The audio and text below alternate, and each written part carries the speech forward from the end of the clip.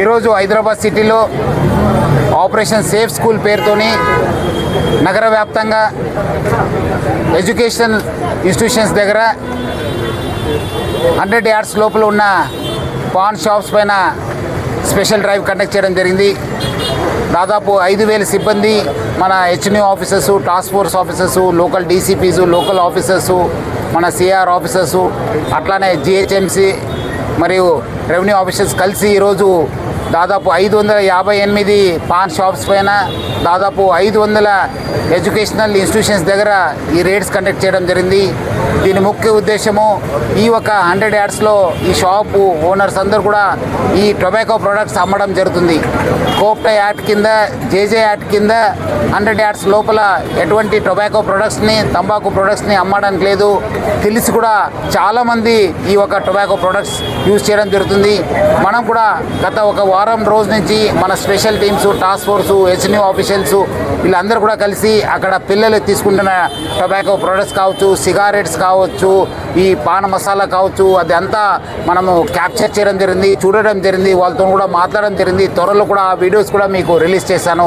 దాన్ని దృష్టిలో పెట్టుకొని ఈ ఒక రేడ్ కండక్ట్ చేయడం జరిగింది.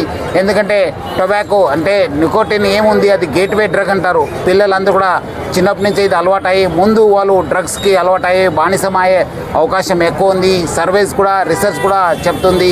సో దాన్ని దృష్టిలో పెట్టుకొని మనము పిల్లలు బాగుండాలి, సురక్షితంగా ఉండాలని చెప్పి ఉద్దేశంతో ఈరోజు ఈ ఒక రేడ్స్ కండక్ట్ చేయడం జరిగింది. అన్ని చోట్ల కూడా మనకు ఎక్కడెక్కడ మనం రేడ్ చేసినా అక్కడ సిగరెట్ ప్రొడక్ట్స్, టొబాకో ప్రొడక్ట్స్ కూడా దొరకడం జరిగింది. వాళ్ళపైన కోప్టా, జేజే యాక్టు వాళ్ళందరిపైన కూడా మనం కట్టడం జరిగింది.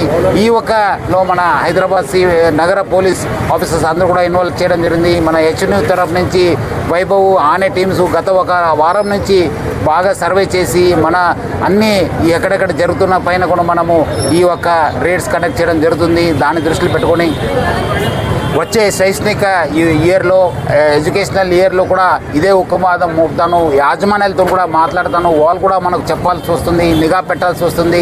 దగ్గర ఎవరు కూడా షాప్స్ పెట్టుకోకుండా చూసుకోవాల్సిన బాధ్యత వాళ్ళపైన ఉంది. పోలీస్ కూడా మనం కూడా ఈ వచ్చే రోజు అందరూ కూడా ఎడ్యుకేట్ చేస్తాను. ఇంకా వాళ్ళు మళ్ళీ చేస్తే వాళ్ళపైన కూడా చాలా కఠిన చర్య తీసుకోవడం జరుగుతుంది. నేను ఈ పాన్ షాప్ ఓనర్స్ కూడా కోరుతున్నాను, వాళ్ళ యాజమాన్యాలు కూడా కోరుతున్నాను, స్కూల్ దగ్గర ఇలాంటి తంబాకు ప్రొడక్ట్స్, టొబాకో ప్రొడక్ట్స్ అమ్మడానికి లేదు. ఎందుకంటే మీ పిల్లలు కూడా ఉంటారు, మా పిల్లలు కూడా ఉంటారు, చాలామంది పిల్లలు వస్తుంటారు.